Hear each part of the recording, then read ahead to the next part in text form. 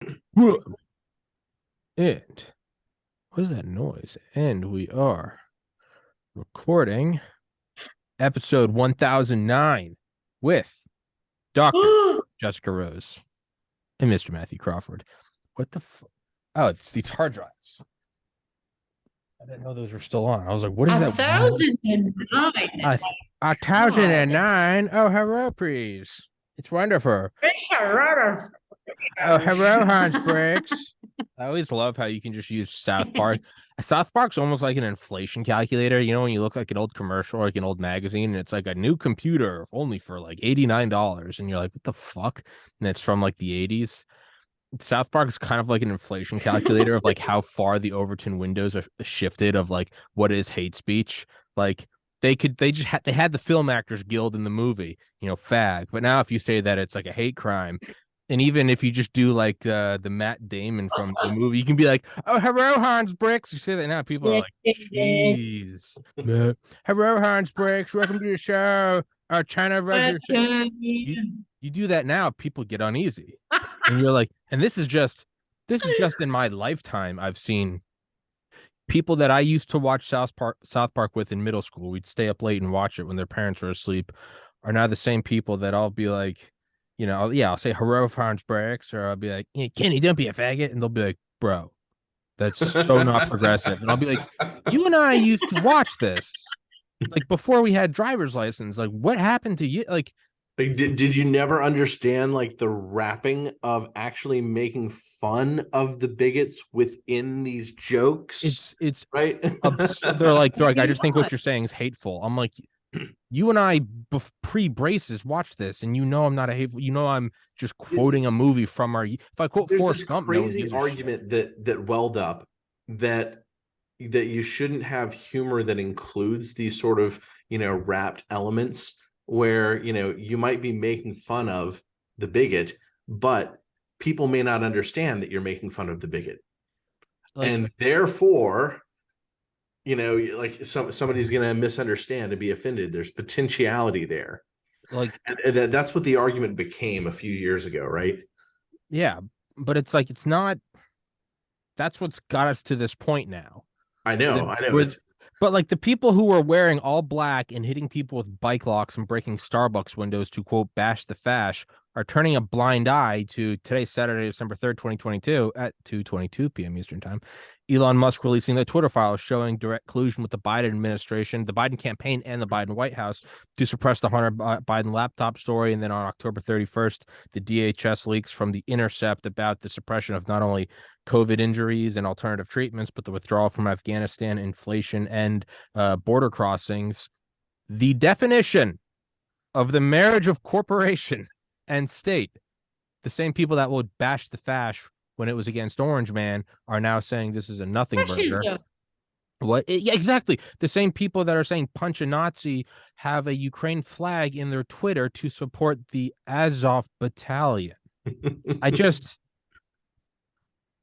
it will either exist in South Park or exist in the real world. It will exist somewhere. And if you're not allowed to make fun of it in South Park, it will manifest in the it's like trying to like make a bed with a sheet that's too small. If it doesn't pop off that corner, it's gonna pop off that corner. So it can exist with Cartman and Kenny, or we can actually be sending $1/10 trillion to the remnants of the Third Reich, all the while shaking a fist at Kanye. So well, this podcast is 3 minutes in and it's off the rails. So yeah, well, yeah, this is so I dropped a coding theory argument into one of my articles recently, and it's from an article that I'd written last year. I've been trying to warn people about this. When you notice this like 50-50 truth false on the meter, that's very unnatural. yeah. That's so unnatural that you should assume that it is some sort of an intentional process, right? Like you talk to the average person and they're like 99% truthful, right? And so like it comes from a coding theory argument where you're trying to figure out how it is to have high fidelity of information traveling from one point to another, given that you could have interference. You could lose zeros and ones. I mean, well, they could be shifted between zeros and ones. And so mathematicians come up with these clever things like what's called a parity digit. Like after every string of 7 digits, or 8 digits or whatever. You add up the string. If it adds up to an even number, you put a 0. If it adds up to an odd number, you put a 1, so that the appended string always has a sum that is even, if it is transferred with perfect fidelity. So if it comes in odd, then it's not. That there's a problem. But if it comes in even, it could be that there were 2 mistakes. But if you have like 99% fidelity, the conditional probability is wrongs make a right. the conditional probability says, it's like now you have like 99.99, you have some extremely high fidelity ratio, and you can go further than that. You can add more digits, and it gets more and more complicated. But basically, the further you get from 100% or 0%, if you're near 0%, you just assume almost everything is false, and you just change all the zeros to ones and ones to zeros. And that puts you back up near 100%, right? But the real problem is that the closer you get to 50%, the more you have to append extra digits and do all these mathematical computations to cleanse the signal, to understand what's going on. So it is a really insidious form of information warfare that almost nobody will understand. So when you see this 50% truth lies, and somebody can say, I hate Nazis and I support Ukraine, simultaneously, it's not even just cognitive dissonance. And I think that's actually part of what we're seeing with this whole effective altruism scandal that's part of the larger FTX scandal, is that we see that the elites have created a game in which they have they've taught their crowd to virtue signal, and then otherwise, like the entire rest of their signal can be complete dirt. And just, Jessica.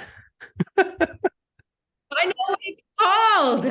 We have to call this episode Truth Laundering. Truth laundering. That's what that is. That is what that is. I was debating calling it Nazi faggots, but then I was like, these two are professionals. No, that's not appropriate. Well, no, I know. Then I thought, I was like, these two are professionals, and maybe I shouldn't link them with that. True, but not appropriate. Although accurate, inappropriate. I don't know. I thought Jessica was giving me like a heads, like, yes, she is for that. Just doing and I know you're holding me, but sometimes accurate, but certainly funny. Yeah, appropriate but inappropriate. So deserving but inappropriate. Yeah, no, that is kind of. I think about that more and more, is like the 51-49 in anything starts to, you got to start looking at and going, how many people are, I almost don't mind ignorance, because you can learn. You don't know what you don't know. You can always, ignorance is often, unless it's willful, ignorance is often just like, it is a mistake. I just moved into this apartment a month ago. I'm still figuring out shit. And I'm like, I didn't know that when I moved in here. I probably wouldn't have done it. It wasn't like, I'm going to fuck myself in the future by plugging this into an outlet that doesn't work. And it's like, well, no, now I know that outlet doesn't work. Versus it does start to seem a little bit intention, even just let's not be biased and just attack the left. Like, I thought the oddest thing was when people were, and I'm all against groomers and pedophiles, and that's what they are, but it was so weird kind of seeing the right champion, like earlier this year, like DeSantis using the power of the state government to attack Disney. And they're like, that's what you get. And I'm like, Disney's been there for like 7 decades, and this has never happened before until they did something that DeSantis didn't like. I mean, I didn't like politically. And now we're like, yeah, bring down the fist of the government. And it's like, what? Wait, what do you mean? You're giving tacit approval for the government to bring down the fist on your enemies. There is almost like a biblical lesson in this. And it's what you approve the federal government doing to the people you hate. You are giving approval for them to do to you in the future. And to everyone that turns a blind eye to the Biden administration and the Department of Homeland Security having back-end portals to Instagram, Twitter, Facebook, YouTube, Reddit, you're giving approval for Trump or DeSantis to do that in 2024 or whenever, or whoever the fuck runs. You're giving approval. If you're okay with them censoring misinformation about inflation and border crossings, you're giving Trump approval to ban all stories on Nazi rallies or Patriot Front. And can I tell you, I think this is actually essentially an organized game. Literally, no, 100%. Literally, put together by video game makers. This is a conversation that Jessica and I were having a couple of months ago. There's a game maker named Jason Asbury who worked on the Ultimate games back in the day. Did you ever play any of the Ultimate games? Were you old enough for that, Tommy? I recognize the name. Yeah, when I was growing up, they were just like groundbreaking. If you like big world games, the kinds of people who wound up getting lost in WoW were probably, some of those probably appreciated Ultimate, but it was a more intellectual game than most. But as the Ultimate games, as the series progressed, there was an element introduced into the games where you were constantly given moral and ethical dilemmas, and you had to, sometimes it was just answering a question. It's like trolley car problems. Which do you choose? Do you choose smash the pedophiles, or do you choose low government power, or whatever, and yeah, as the game progressed, like, you weren't even allowed to progress as your character if you started violating your own moral principles in at least one of these games that I played when I was like 13 years old, right? Which it was a very neat element of the game in some ways. But now I look at this guy and we know the video game industry is connected with DoD and DARPA projects, right? So what is actually going on here? Is this actually these clever game makers coming up with moral dilemmas that they will use to generate the next piece of the script? Okay. Okay, hold on. Alkaline hydrolysis. All right. No, I was gonna say that's me and my like best friend in high school, JP. We used to play the Star Wars game where you had like a meter, and I'm remembering it as like hyper complex and advanced, but like all memories of early video games, I'm sure if I went back, I'd be like, this is a piece of shit. But like, we would play it, and you could become like a good guy or a bad. And I don't know anything about Star Wars, and I still don't, and I never did. But we would play and just try to make the guy evil. Just anything you could do, whether it was just like throwing a grenade at like a woman and her baby, or like not helping an ally, or like outwardly like outwardly betraying your own people, like calling in an artillery strike on your own men just to kill one other guy. And you could become like this your character would just be like this black red evil person, but there are benefits. And it was like you could do shit that other people were kind of like hesitant to do, like, well, we can't do that, there's civilians there, versus we just be like, nuke the planet, like whatever. And then there was kind of a dark lesson in there. That character always succeeded wildly, the one that didn't care and just killed everyone. So that was kind of a black pilling moment. But the point is like, you then have to wonder, could it go even deeper? Because I was thinking about the Eisenhower, what Eisenhower said to JFK. He said that only the hard problems get to you. Anything that's easy, that somebody can pad their own resume with and be like, I was in charge of the Marshall Plan or whatever's going on in the 50s and 60s. They're going to do it so that they can climb the ladder of government or intelligence or military.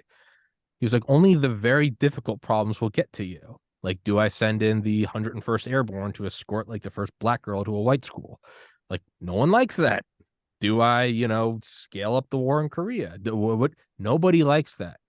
So the bullshit things get to you where there is no winning. If it's an easy decision, they'll take it and they'll be like, I did sign the bill that said that we should stop lighting orphanages on fire. And it's like, congratulations. And it's like, what about the more kind of complex thing, whereas we should shut down groomers and pedophiles, but then there is the violation of First Amendment.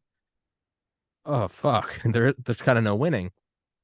What I'm getting at is, could this almost be a lack of leadership that is taking those tough questions that only get to the top, and now they're just throwing it back on the people as a diffusion of responsibility to say, do you support Nazis or do you support the Azov battalion? And it's like, well, they're one and the same. And it's like, so you're for a Russian invasion. That allows them to not have the difficult problem of, hey, they are Nazis, but we're also, Russia's kind of our enemy. And it's like, do we help defend them? Only that question gets to Biden, not the easy ones, right? So you almost have to wonder, is it just being thrown back on us? Like, do whatever the fuck you want. I don't know. Jessica, I like that you. Sorry, Matthew. I like that you call it a lack of leadership, because I think that most of those problems happen before you have that choice. Like, right, like the trolley car problem didn't even need to exist at some point if you actually showed the leadership to solve things early enough. Well, no, it eventually will. Again, it either can exist on South Park or it can exist in the real world. It's like, no, it didn't have to happen. None of this had to happen, but now it's here and now you have to deal with it. But Jessica, what did you want to say about to do a complete Soylent 180? Green. Soylent Green. So we're going to be. Can you guys hear me? Yeah, I can hear you. You can hear me, right? My window isn't glowing green. Anyway, so have you heard of alkaline hydrolysis? I've heard of those two words. Is this where they squeeze water out of the air? Sorry, go ahead. No, but it's where they turn humans into sludge. And it's on a it's a real thing. I just looked this up and I confirmed it. And their website is it starts out with all things cremation. So it's the process, converting the human body once it's corpsey into sludge. And using it, well, they're claiming the use will be for fertilizer, but I'm wondering if it's not going to be for something else. That reminds me of Soylent Green, and I still haven't watched that movie, but thought I'd throw that in. Are the executives wearing are the executives wearing Hugo Boss uniforms? Everything can be recycled. Even undesirables can help grow fertilizer for the chosen people.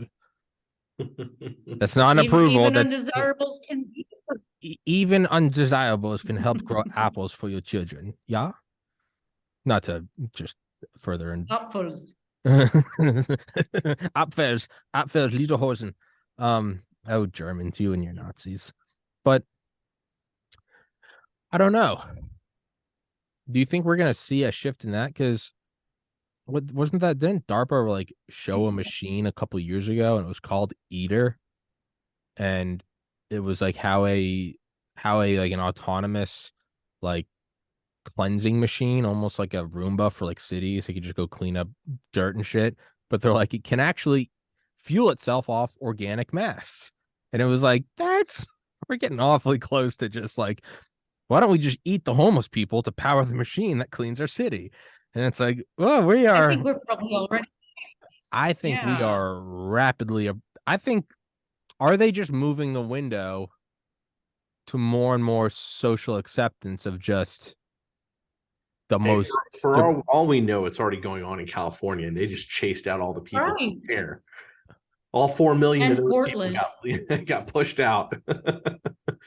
Yeah, I mean, again, and Vancouver's coming next. And then you have places like China that like they kind of don't even like dress it up. They're like, we're having the Olympics, just round up all the homeless, get rid of them. They're more open and they do the shit that, I think we probably think about, but they just do it. You got to wonder if that's coming, and not as blatant as a machine just picking up homeless people and eating them, but they'll find a way. They'll find a way to do that. It'll be the recycling of human beings. And the thing is, like, the normalization of it is probably being implanted now. I mean, it's amazing to me how people don't really care about homeless people, where we're all the same bloody thing. It's just that maybe one person had some bad luck and you didn't. It's like, that's the only difference here. Last time I was in Vancouver, I was amazed. Like, Vancouver has a huge homeless population, and you would never ever, like, not to be like stereotyping, but you would never be able to discern between a regular homeless person, at least the ones that I saw, and anyone else. It was like, just people who like lost their job because they were living paycheck to paycheck, and they took what they could carry, and now they're sleeping on the sidewalk. And the people on their way to work would literally just walk over them, like make effort to step over the legs of the people sitting in the street. And it's like, how can you just get used to walking over your kin? I find it insane. So it's probably already in here in a lot of people, you know, like the desensitization to each other. I think it is. It's and whether or not it's all intentional or grand planned or whether it's just a phenomena. I mean, it already kind of is, you know. You see a commercial at 1 a.m. and it's for 10 cents a day. You can feed the child with like a cleft, palate, and you're like, oh, that's sad. And then just go to the next channel, right? And I'm certain I can't cast a stone. I've done nothing good, but I mean, you look at like I mean, you can see the inherent, and now I'm sounding like the thing I hate, but like you can see the inherent like racist. It's almost funny, like it's evil and it's bad, and like loss of life is bad. That all being said, you have to look at things through the lens of humor, because that's how you can like a Trojan horse deliver the most truth, a la South Park. We only give a shit about Ukraine because they're white. That's the only reason anyone gives a shit. No one cares about Syria or Yemen or Qatar or Afghanistan or 1.5 million civilians killed in the global war on terror. Yeah. But some shells hit like a residential compound that looked like the residential compound you're in. You know, you look at Ukraine, you look at Kyiv from one angle, and you're like, oh, that could be Boston. And now you care. And I know there's a bunch of psyops behind it, and obviously we have and I know it's not as black and white as that. I know we have a bunch of there's geopolitical chessboards and the encroachment of NATO, and at the very least, the fact that they're white makes it easier to sell to certain segments. Yeah, a 1,000,000%. But we don't give a shit about anything else. If it's any other nation, it's stop the endless wars. But with them, but there's really no good answer. It's either you're okay with it because they're white, or it has nothing to do with that at all. You're just being told this war is good, and so you're just not thinking at all. You're going, we just got out of a 20-year entanglement, but Slava Ukraini. And it's like, yeah, okay, but like, if you're gonna do it, you have to be okay with every intervention. And if you're not okay with the global or the U.S. world police, the America, if you're not, Tommy, you don't understand. It's Putin. Oh, the other side. Oh, I guess we'll wrap this up. That was it. There was the answer. Like, but you can see it. So you don't support Putin, do you? No, Tommy, we're putting you on the hot spot. Do you support Putin? No, I'm against the Nazis. So you're for. It's like, what are we even?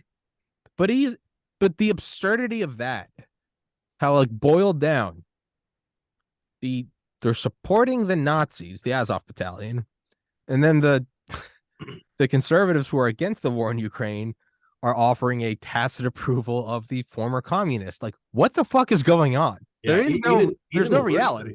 Even worse than that, Nazism had all but died in Ukraine, right? It's not like there were like Nazis walking around a decade ago. The U.S. went in there 2014, and yeah, the U.S. went in there and taught leadership how to rile up Nazi tendencies or identification with Nazism, right? So like, it's not even just that there were Nazis and commies.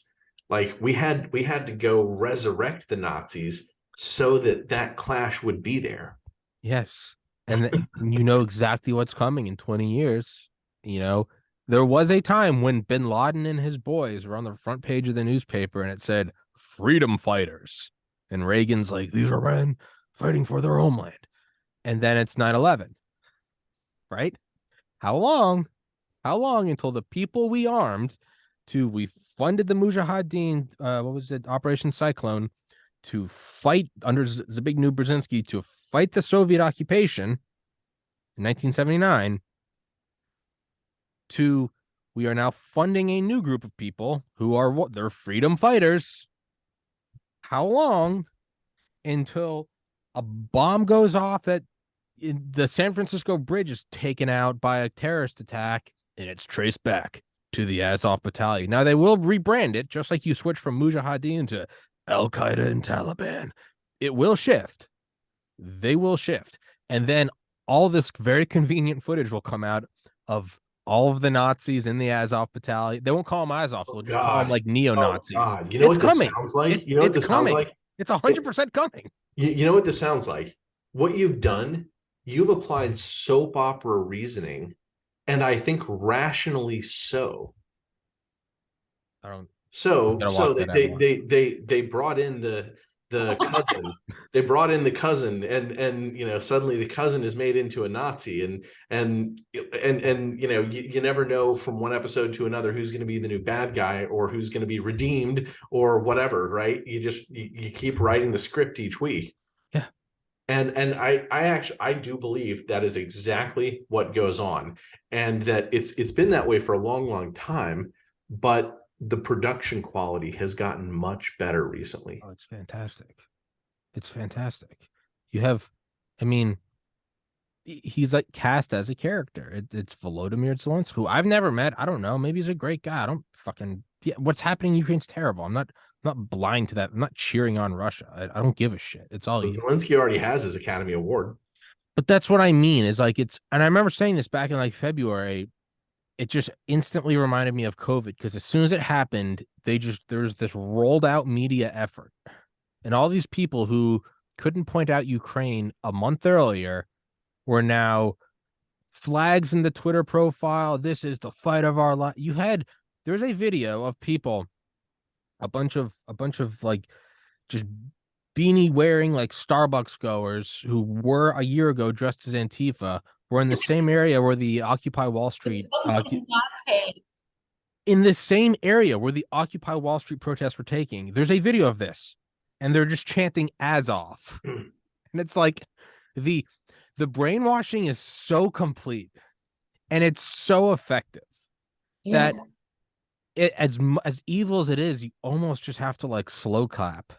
Like that, the DARPA or the CIA, whoever the fuck controlling the strings, like you almost have to just be like, y'all are fucking. 2 years ago, these people are going to jail for protesting the inauguration of Donald Trump, screaming "bash the fash," and they are now chanting, just one arm extension away from Azov.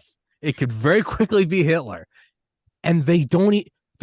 There's not even the slightest bit of pause. You don't even see like a rational person going like, I know this looks bad, but Russia's the greater enemy. You could almost be like, okay, I get it. It is all a gray area. They don't even blink. They don't even blink. When the DHS is shown to have back-end portals to the social media not one corrupt official who passed a note that has a business interest that said, hey, suppress the VAERS data. When there is a streamlined thing, you don't accidentally code a back-end portal, and they're going, well, anything it takes to beat the Nazis. But that's fascism. And there's not even, I would almost appreciate it more if they were like, yeah, I know it's fascism, but I'm actually just after the raw pursuit of power and I don't stand for anything. I would appreciate an honest psychopath who is just like, yeah, no, nothing's real. This is all, I'm just manipulating everything for my own gains. I'd be like, well, okay, there's a devil I can work with. But it doesn't even blink. They don't pause for, their eyes don't twitch. They go anything to stop Nazis and fascism, including the marriage of private corporations and state. I mean, it's almost designed to drive you insane. The skilled TV viewers, they're not sitting taking good notes though. That's an oxymoron. There is no skilled TV viewer. But I like this terminology. This is what my friend JJ Coup uses. He calls them skilled TV watchers. And what they're skilled at is interpreting the coded language of what they're supposed to support, right? Which is how they got through school to begin with, to become the educated class, right? Yeah. There's a portion of those people. They don't know who the Azov battalion is. They don't know anything about the history of I mean, how many of them even knew that there were Nazis in Ukraine ever, right? But I mean, let's go a level deeper. You go back 10 years. Would you have pointed to Ukraine and said, that's a nation with a Nazi problem? You would have said, that's a nation with a lot of farmers and like what else after that? I mean, I didn't know. I'll admit, I didn't know there were Nazis there. I didn't know anything about it. I thought it was just a former Soviet bloc nation. I'm as ignorant as the next person. I'm not. But it's like, you're watching it and there is no thought. It is just, and then I have to wonder, am I stupid for even getting upset about this? Like there's like a level above it where it's like, don't get angry that your dog isn't understanding calculus. Why are you trying to teach it calculus, you dipshit? Part of me is almost like, why do I even give it time of day to get angry that these people don't have a coherent thought? Yeah, well, people aren't dogs. People aren't cattle. No, I don't mean to. They try as best as they can to make us into it, though. Yeah, right. And that's problem number one. Jessica, we've kind of boxed you out. Do you want to chime in? I was just thinking about FTX and how we can work that into this. Perfect. This first part of our conversation. Does it fit? I mean, I'm sure I think it does perfectly. I think it does perfectly. The laundering. The laundering, yes. Yeah, the laundering of money. The very thing they're supposed to be even supporting, Ukraine. It's like a lot of the money's not even going there. It's going to FTX and going to the DNC and going to vote blue no matter who. The coup is so total that you almost have to clap, but no one and then in real time.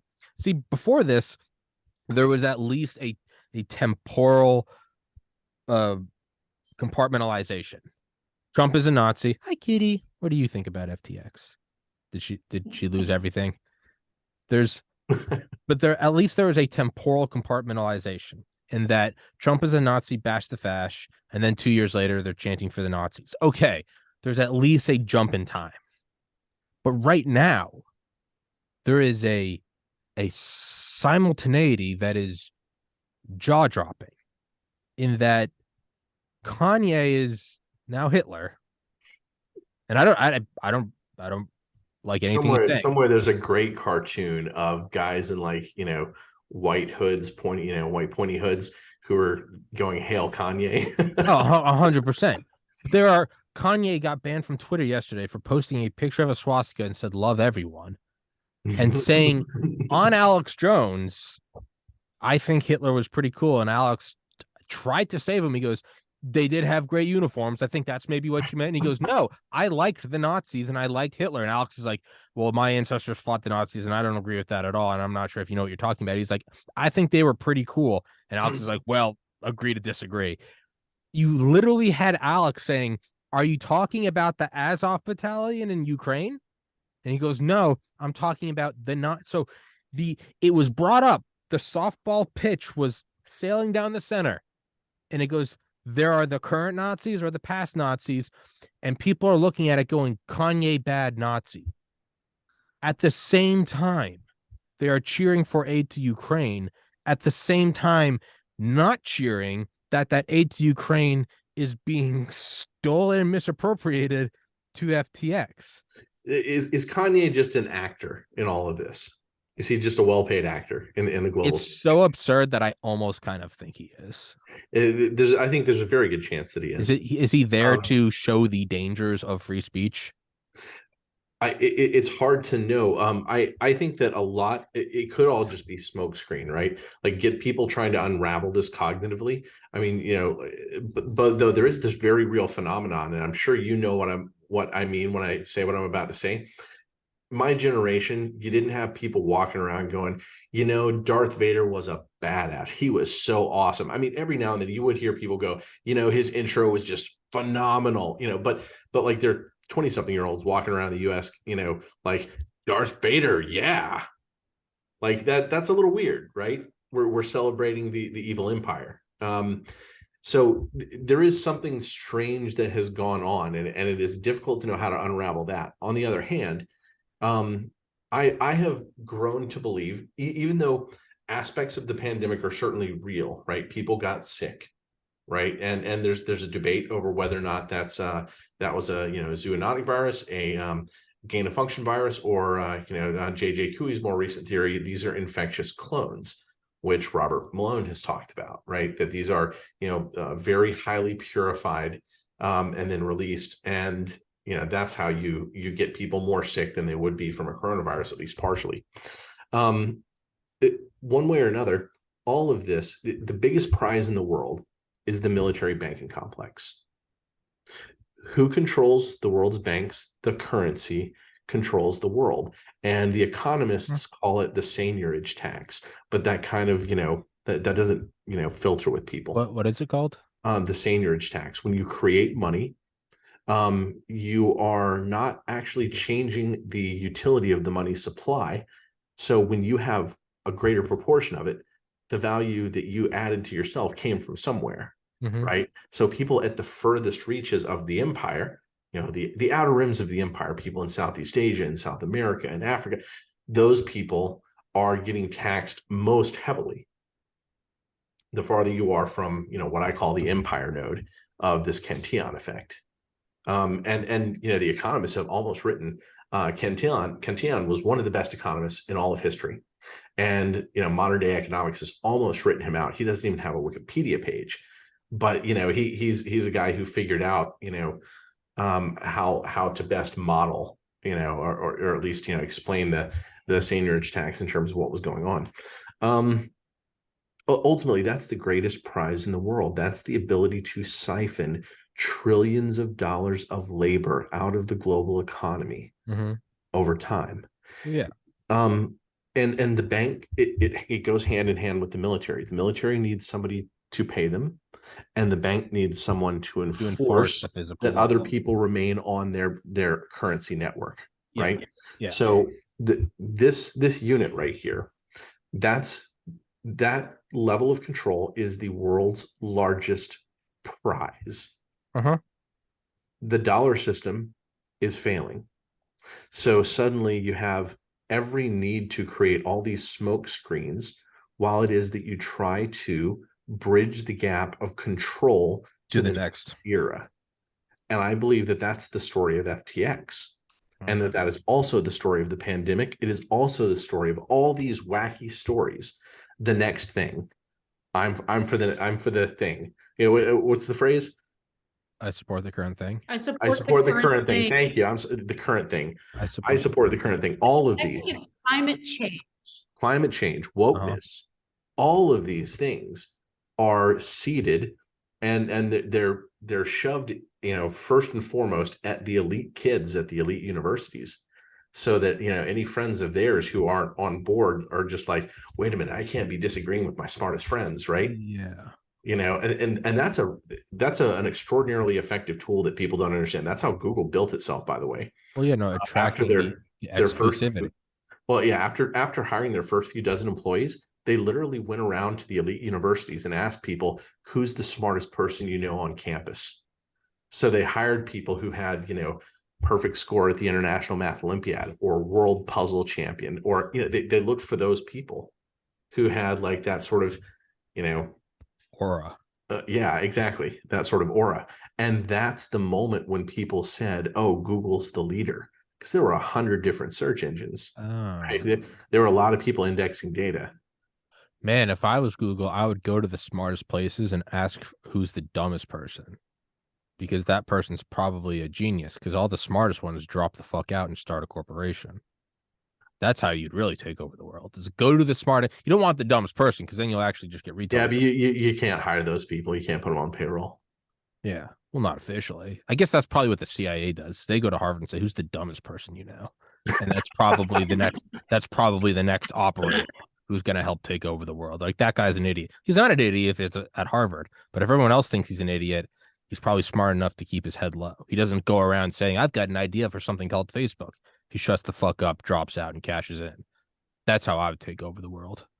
But it does seem like, I think you're correct. Instead of watching the US dollar fail and either just letting the next thing take over or the old thing just start a war, it seems like, why not create something instead of our boat sinking and everyone jumping to the other boat?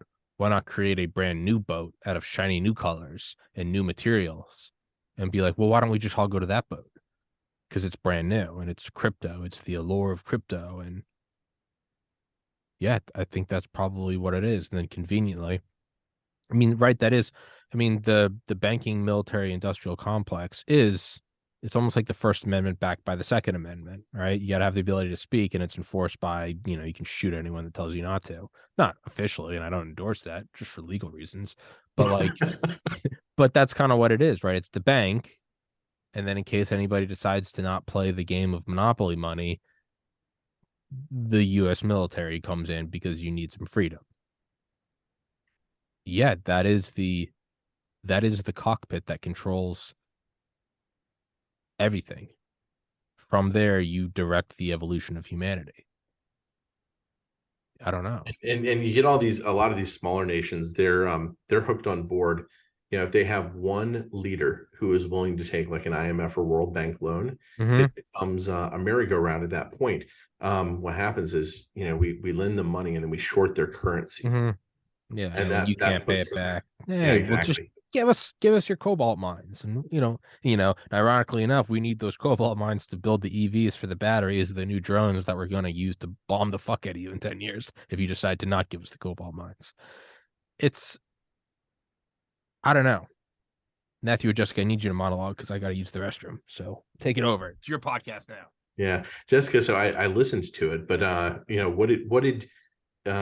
what Whitney Webb told you? What new ideas revolved in your mind after your interview with her?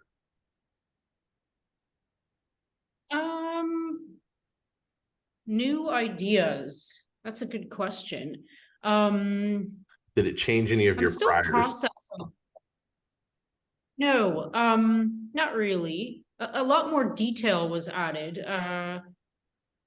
You covered it all though in your article for me, like because I took so much time reading your article, I felt like I had a good coverage and basis and level of detail. So it was a lot of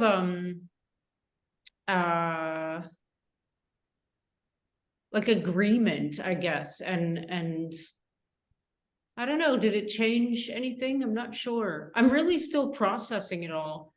I look forward to her research into this. I think is it William McCaskill? Yeah.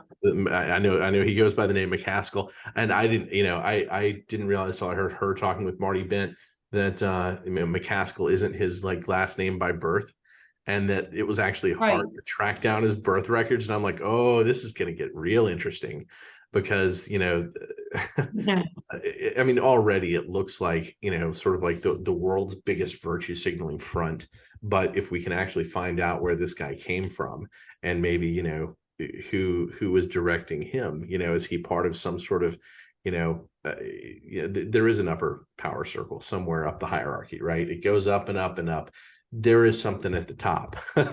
And, to have a glimpse of who might be connected to that top or who might be at that top is an interesting thing. You never know when somebody walking around the street might be, the son of, one of the world's biggest bankers, and it might be shadow money, and it might be off the grid in many ways. When I talked to John Cullen a few weeks ago, when I interviewed him, I had gone to his YouTube thing. And even though I didn't, fully buy his, I mean, he has some interesting information, and there's some interesting hypotheses that are open, but I didn't buy his version of the release of like the Spanish flu. But when I looked through his channel, what he is mostly focused on over the past couple of years is unraveling the Vegas shooting. And an interesting aspect of the Vegas shooting is that MBS, the Saudi king, was there on the day of the shooting in plain clothing, right? He usually goes there, with his royal entourage. It's obvious who he is, right? And everybody, is kind of, stands back, right? But I guess somebody convinced him, or he decided that it would be fun, right, to be, to walk around not having to carry that pomp, and so wow. The question that John Cullen brings up, and I thought of this before I heard him explain it fully. I was like, oh my God, this was actually an attempted assassination on MBS. I think that's the most likely explanation, because it was 1 year to the day after the Vegas shooting that Khashoggi was chopped up. And if you think about it, that makes sense with an assassination attempt, because Khashoggi's uncle was the billionaire arms dealer who worked with the DOD to get arms to Iran. And so, like, if anybody, would be suspect for possibly being an element in the Saudi arena that could betray MBS, it would be him. So, and in fact, he may have been murdered to the minute, or to the hour that the Vegas shootings occurred. So, how did you get to this point? What's that? How did you get to here? Oh God, where did I branch that tangent from? You asked me about the Whitney Webb conversation and if I'd gleaned anything new. We were talking about McCaskill. Yeah, we got on the topic of McCaskill. Do you know the story, Tommy? I do not. So do you know about effective altruism? No. Oh goodness. Oh really? wow. Sounds very dystopian. Here we go. Okay. You should go to my Substack and go about 5 articles back. Actually, it's the one pinned to the top.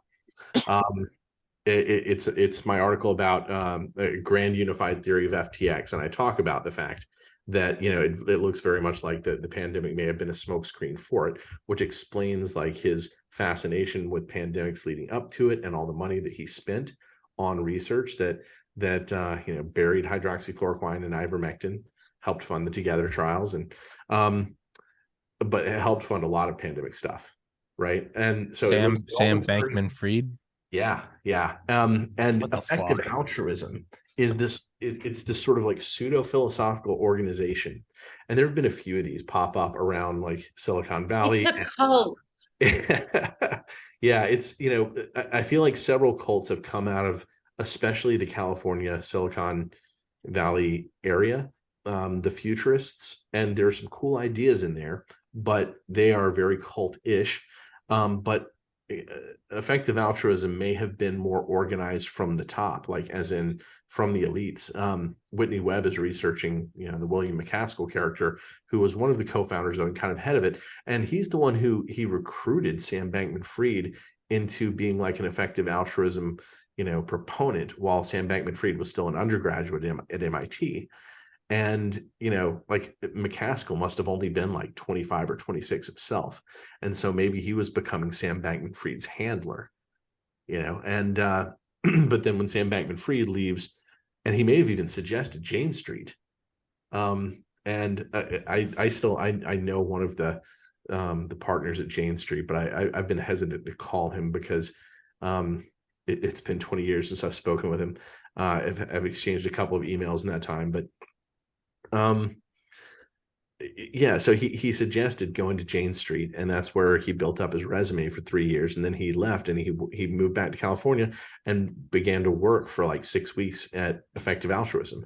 And then suddenly he left there and created Alameda Research, which was the hedge fund. And he created both Alameda Research and he founded FTX, right? But Sam Bankman-Fried brought in McCaskill to Alameda Research. I mean, this guy is a philosophy PhD, right? Like, what business does he have at a top quant fund? And I'll tell you this too. Like, I've made more of my money trading cryptocurrency than anything. It is far harder than other Wall Street games. It is not easier; it's harder. And it's harder because almost all of these currencies are like way overinflated in value. So they only have one direction that they're moving unless you have events or pump and dumps, that's 99% of it anyway. So why does this guy join in Alameda Research? Like, that's very weird. And and there was this question of how it was that Sam got his one good trade. He did have one excellent trade, and hearing the story of it, I tipped my hat to him. Like, it was a cool trade. He got somebody on the ground in Japan to help him arbitrage away the Japan premium for Bitcoin. Like, when Bitcoin was trading for 10,000 in the US, it was trading for 11,000 in Japan. So buy here, sell there, buy here, sell there. Do it as many times as you can. Do you make $20 million? Yes, you do. So, that established the credibility. And like Whitney Webb suggests that, effective altruism may have been may have really put together that trade in a sense, because the guy in Japan was apparently an effective altruist. And it's not like this is a wide organization, you know, it's like, it's kind of like seeing, you know, Scientologists pop up in the same place, you know. Yeah, exactly. In fact, So an it effective would be altruist, weirder than that. Sorry, go ahead, Jessica. it's an effective altruist is just someone who makes a lot of money and then like gives away, you know, in a facade type way to appear altruistic. So yeah, it is culty though, because like, you know, Matthew just said that there are sects everywhere, and I think they're, you know, scratching each other's backs in order to enable this generation of massive wealth. So yeah, it's and the CEO, I think that's the title of Alameda, was his ex-girlfriend, who was also an effective altruist. And so there's this like web of connected people. It's hard to believe actually, like who her parents are, and I think his parents too. And it's like a really, really incestuous situation. And it's really, really hard for me to believe that it wasn't just designed from the beginning to be what it was and then fail. And I think it was that happened to make people lose faith in cryptocurrency, to move in the CBDCs. Well, I think in Oh. Bitcoin in particular, Bitcoin's what they're fighting. Yeah. A lot of the rest of Yeah. cryptocurrency might have actually been to create the illusion that there was other stuff in that ecosystem. Right. Whereas Good. Bitcoin is really, it's almost the only value proposition that makes sense in the short term. I think there will be, you know, altcoin type stuff in the future, but it, you know, we'll get there when it makes sense. But so Tommy, do you know who their parents are? I do not. So you've got these like 29 and 30-year-old, you know, hedge funders that are doing this. But Sam Bankman-Fried, his parents are, if you were to make a list, you know, if you were an expert in this sort of thing, if you were to make a list of the top 5 tax compliance specialists in the world, his parents are like 2 of those. You know, they're both Stanford law professors. You know, they are involved in all kinds of policy in terms of like, you know, tax loopholes and you know, presumably they're on the side of like, you know, making sure that people can't get away with, you know, looping out of the system. But those would be the people who would know how, you know, if you wanted to loop out of the system. Then Carolyn Ellison's father, you know, this is an even bigger piece of the puzzle. Her father is the head of the economics department at MIT. And, you know, like stepping back for a moment, you know, It gets MIT, better. you think of MIT as a tech school, right? They have the #1 economics department in the world. Not only that, like the MIT connections, like this is really where people need to be focusing and figuring out, you know, what's going on. MIT, Harvard, over there in Cambridge, that's where a lot of the scariest technology that we should be paying attention to is developed. People say that the vaccines are the bioweapons, and that may be true. You know, but there may be a next level to that story, which is gene editing drives. This is where CRISPR technology can be used on entire populations at once, where you can, you know, alter the genetics to entire populations at once. They're doing things like, if you've heard of mosquitoes being released, genetically modified mosquitoes being released into a population in order to make all the mosquitoes infertile. That's this technology. And this is what, like, you know, when Epstein was caught funding MIT Media Labs through Bill Gates, this is the type of stuff that he was funding for Bill Gates to MIT Media Labs. He also had like a farm out in New Mexico where he wanted to like have a whole baby farm to pass on his genes, because maybe that was more of just an ego thing. I don't know, but yeah. Well, no, I mean, we should be asking the question: is there a small pool of people in the world who planned on pushing everybody out and repopulating with only their children? You know? Probably. In the case of Epstein, there's certainly every appearance of that. And so it's just royalty 2.0. But worse, right? I mean, like we've got to clear out the riffraff first.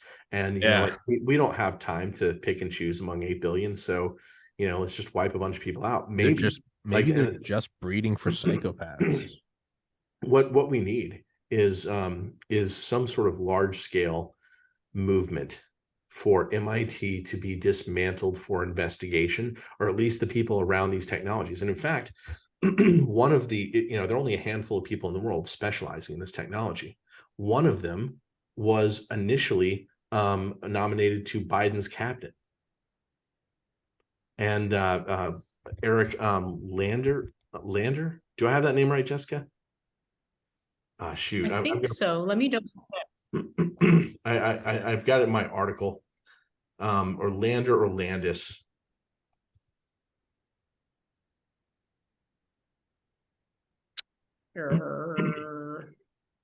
What if they're actually just selecting for psychopaths?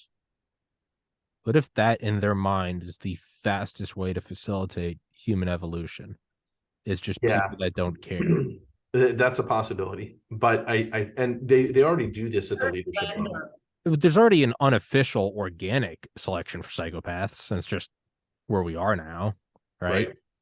What if they examine that? They just did like a, you know, some classified RAND study, and they were just like, this is the thing that's working, let's quintuple down on it. And that's what they would do, is just kind of like AI bootstrapping itself to designing the next AI, which designs the next AI. If the psychopaths selected for the psychopaths, they would do it in a psychopathic manner, which would just be kill everyone else and just create themselves. And this is a possibility. As absurd, like it sounds totally absurd, right? Because the moment you stop to think about the value of everyone else in the community, and like, oh well, who are the psychopaths going to tax with their seigniorage system, right? Like who's going to be their chattel? There are a lot of things about it that break down, and you know, these people may not necessarily view, you know, the entire community as an evolutionary unit, but we should, you know, we should view all the different personality types. The reason that we have, you know, like let's imagine like a Dunbar sized tribe, right? Like 150 people. There's probably a good reason why approximately 1% of them were psychopaths. It's so that they were almost never without a psychopath. And that person may have been an advantage in times of war or extremely difficult trolley problem moments. Yeah. And then why do you have, it's a similar percentage of people who are schizotypal.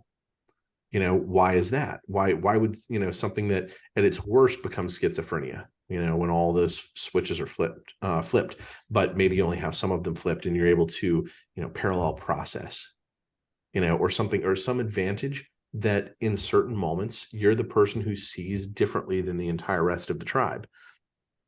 DARPA is kind of like the military industrial complex is like schizotypal group. They're like, look really far ahead. Like there's Lockheed and they're like, we're going to build a fighter plane. There's Lockheed Skunk Works where it's like, we're going to build a fighter plane with bleeding edge materials. And then there's DARPA where it's like, we're going to put artificial neurons in a pig to make them like rape their enemies. And they're like, good, give them money. They're looking really far out in the future. They're not even talking about planes. They're like mosquitoes going in the assholes of kids on top of cows. That's the new hegemony. And you're like, all right, we're going to have an internet only for them, only for those mosquitoes. They kind of are like schizotypal group. Yeah. But one way or another, you know, whatever this is, where people begin to, you know, reach this level of arrogance where they're blind to it all. I think that we really are facing something like that. By the way, can you hear it? Because there's like traffic outside. Can you hear it on this microphone picking it up? I have the window. No, you're good. Cools down. Okay, good. But yeah, I think that might be what it is. Maybe they're just, because if you really boil it down to be like, what are the very things that are pushing forward the most? It might just be psychopathic traits across the board. It's a much easier way, instead of saying, let's find the best banker and the best economist and the best technologist and the best strategist. They might just say, no, just choose the psychopath. And I think we talked about this maybe in our last discussion. The fact that in military intelligence, they use lie detector tests. It appears in every way that they use lie detector tests to identify psychopaths, because those are people who don't show responses on the tests. And if you talk to somebody who's in signals intelligence, they'll tell you they have to take one of these tests every year. Yeah. Which is bonkers. It's weird, right? So but that's actually what is it they're actually? It's not a weed out program. They're like, right. For the 9 people that tell the truth, they're like, they can be trusted to do CIA operations. And for the one psychopath, they're like, put him in charge. Right. And it's a feature, not a bug. What the person that I talked with and found this out from, what they told me was, she said she asked the people running the test, what does it mean to fail this test? And they're like, if you fail, you're removed from military intelligence. And I looked at it and I was like, no. And she's like, I didn't think so either. Yeah, no, that doesn't imply that they are not going somewhere else. Right. Again, right. if you drop out of Harvard, it doesn't mean you're going to go become homeless. It might mean you're going to start Microsoft. Like if you get weeded out of military intelligence, that might not necessarily be a bad thing. Yeah, there's no way nobody's using that as an asset. 100. All it takes is one psychopath to be like, hey, tell me everyone that failed. And then you just go get them, and it's your League of Extraordinary Gentlemen. Wow. That's what you would do, though. How else would you do it? They wouldn't care. You have to throw out everything that we apply to this, where we all kind of sigh and go, Jesus. That's not, they don't do that. They look at it and go, oh, great. Wow, you're so right. That is a good strategy. That's how you, and again, it's hard for us to look at because we're like, but what about everyone? And what about feeding? They don't think like that. You and I are thinking about, we're thinking about it as these inefficient, relatively not compassionate. We pat ourselves on the back, just in the sense that you see a homeless person, you go, fuck, maybe I should donate to the homeless shelter. Just those little, when you look at like somebody going, we're going to use CRISPR on an entire population to weed out everyone else. The fact that we all go, Jesus, like that is the weed out. We are not, and that's not a special thing about us. The vast majority of people are like, that's not good. But the thing about it only taking 0.1% of the psychopaths, that's all you need. I mean, Curtis LeMay, the head of Strategic Air Command and led all the bombing raids over Europe and Japan, say that no matter what, one bomber always gets through. You can't stop 100% a bomb. You just, statistically, you can't. But it kind of didn't matter because you're dropping dumb bombs, 500-pound bombs. You can really only damage so much. But one will always get through. With the advent of the nuclear bomb, now that's all that mattered. You only needed one. Anything else was actually kind of overkill. So if you sent 100 bombers all carrying an A-bomb, it's honestly, you probably only need one.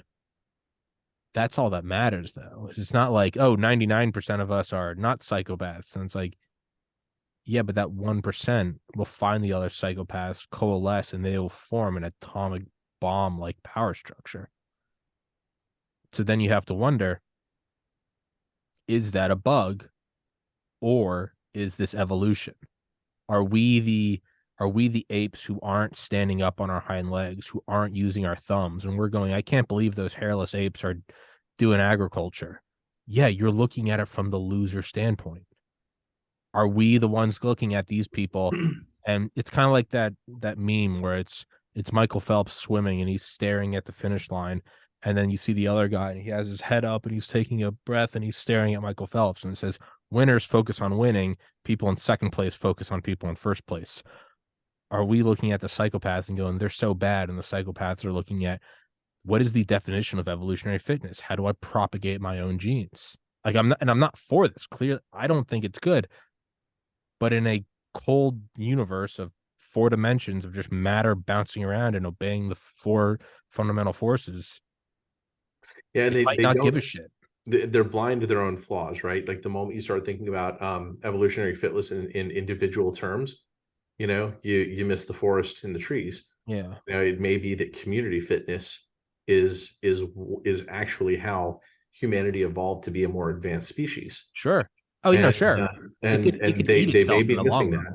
But one way or another, no matter what they're missing, I'm oddly optimistic. People often think I'm a pessimist or like a doomsayer or something like that, which is that I think that the current state of the world is far darker than my peers who grew up in nice American suburbs. However, I think that that we're at the tail end of a dark age, and that that their power structure is going to go bankrupt. It's going to fall apart, is what I believe. I'm not even sure we have to even do anything. It's like, I think a lot of us are looking for ways to struggle to resist. And it feels, it almost feels like a moral obligation, right? Mm-hmm. And maybe our actions do affect how it comes out, right? Because, when it all breaks down, who's going to rebuild it? There's a very serious question there, whether or not resistance is futile. I really think you're hitting on something. Is, if you read any of the books about like Rising China, Stealth War by Brigadier General Robert Spalding, Wireless Wars by Jonathan Pelson is a book I'm reading right now, and then another book called Chip Wars. They all talk about the immediate interests of the American free market, and it's always just quarterly growth. They don't look at the 10-year plan, the 20-year plan, whereas China does. And you might say that we're being doomed. We're just pursuing profit. China's looking at long-term strategic plans, but now the arguments I'm reading are actually kind of interesting. And they're like, yeah, no, that will ultimately help us, because the best things in America are the ones that fight the power structure, do things that aren't permitted. That would never fly in China. So you have to wonder. I mean, read Blitz by Norman Ohler. I've had him on here a couple of times, talks about the drug use in the Third Reich. If you look at the Third Reich from like 1933 to like 1941, that's a microcosm of them looking unstoppable. But then you just scale out a couple more years and it ends with like a bunch of suicides, betrayals, imprisonments in Russia, going to Argentina, or coming to the United States. The whole thing did collapse. So what may look like a short-term success, they're taking over everything, the digital currency, COVID, CRISPR, that may work on the quick end. Like a pile of paper goes up really fast, versus like a fire made out of huge logs goes very slow. They might be winning right now, but I think it will eat itself. And then you have to step out even further and go, is that an accident? Is the entire unconscious collective of human selection using them like we use DARPA or something, and they are giving us quick strides? Maybe they push forward and flesh out the technology of CRISPR that we never would have done because we're not trying to control people. These psychopaths do it. Their whole thing collapses, but now we have the fleshed out technology of CRISPR, and we're like, hey, this can be used for good. I think the problem is their investment in these asymmetric technologies preclude investment in symmetric technologies that would help so many more people and push us further ahead, right? You've got to think of technology in the eye of the beholder, right? That which creates more value than the inputs. That's not judged universally. It's in the eye of the beholder. So I think that we are ignoring investments in all of the technologies that could help all of us, in lieu of investing in these others. But I want to go back to the China thing for just a moment, if I could, because I think that's actually part of the PSYOP. Saying that we look at quarterly returns, they look at like 20-year outlooks. China, we're sold on them being the boogeyman. I think that you go back to, Mao Zedong and how he took power. The U.S. State Department dropped a bunch of cash on him and not onto Chiang Kai-shek, and that there's a weird story there. And then he was taking money from the once you learn like a lot of the details, the Dalai Lama was Chinese, not Tibetan. His brother was working with the CIA, and Mao Zedong hand selected his mentors, right? Once you start looking back into the history of all this stuff, it looks a lot like the Bolshevik Revolution. Like the West had a hand, in how it was all helped make the passports, and then you have several decades of just misery in China, right? And then suddenly we're reinflating their economy. When you look at reinflation of an economy, think about like an S curve in technology, S curve adoption. Well, when the West was S curve adoptioning all these things that we think of as standard technologies, like 1,000,001 things, vacuum cleaners, air filters, like these are things that are still new-ish there in a lot of places, right? Their growth, the fact that they can look at 20 years of growth, is partially because they're still reinflating what we think of as common technologies. And there is this gloss of computer screen technology that makes the East, that allows us to project an image of the East having more technology than the West. But look at what happened with the semiconductor industry. Biden just waved a wand, and everybody who knew how to do better than 7 nanometer technology left China, right? It wasn't China mainland that was ever at the top of the heap in terms of the semiconductor industry. They were entirely dependent on the West, and even what goes on in Taiwan. The guys who built up the semiconductor industry there, where did they study and come up with their ideas? Was in the US. What the fuck? Right. So almost every bleeding edge technology is being developed in the United States. Right. We are still way ahead of the world. Our universities are where the vast majority of patents on new technology come out. Even this whole this grand theater over who created SARS-CoV-2. Right. We had patents on so many of these things before the Wuhan Institute of Technology was even under construction, or even an inkling of an idea. Yeah. And some more of the patents came out right after that. But I mean, they weren't the ones who were the masters of this technology. You had one student of one of our several people who was doing this stuff. And you read, go through like the Sunshine Projects, collected history of these labs around the US. We've had gain of function going on in laboratories that we don't even know about, but they document this stuff, and lab leaks that nobody's ever heard of. And, like the one in Boston, or that wasn't a lab leak, but that was a gain of function research putting together, Wuhan strain with Omicron. Right. And people freaked out over that, but they missed the point. The point is that this is not difficult work in the Western laboratories. And we don't even know where it's going on. They didn't even think as to whether or not they were doing illegal research, right? And we don't know how often that's being done. It's really not. And it may even be off the track of what we're supposed to be paying attention to. Maybe that it really is too difficult to do true gain of function research. That it's all just sort of mix and match. You find something that hurts, and then you make an infectious clone of that purified thing. And we may have been doing that for decades all around the world. Operation Sea Spray was bacteria, right? But we had, in the hearings where that was discussed, you have a lot of suggestions that all kinds of testing has been going on since the 1950s. Yeah, they did that off San Francisco with those subs. They just sprayed it all over this. So to kind of tie that in with the idea of psychopaths, no, I think you're 100% correct. We don't make symmetrical technologies. It's all about how do you get a leg up on everyone else. But I think the Nazis are an interesting microcosm, because you have this group of people that did, with the Nordhausen labor, the concentration camp labor, IG Farben, the human tests.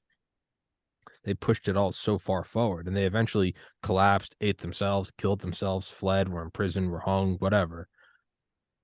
But then we still reaped jet engine technology from them. We still reaped liquid rocket technology from them, and like gyroscopes and missiles.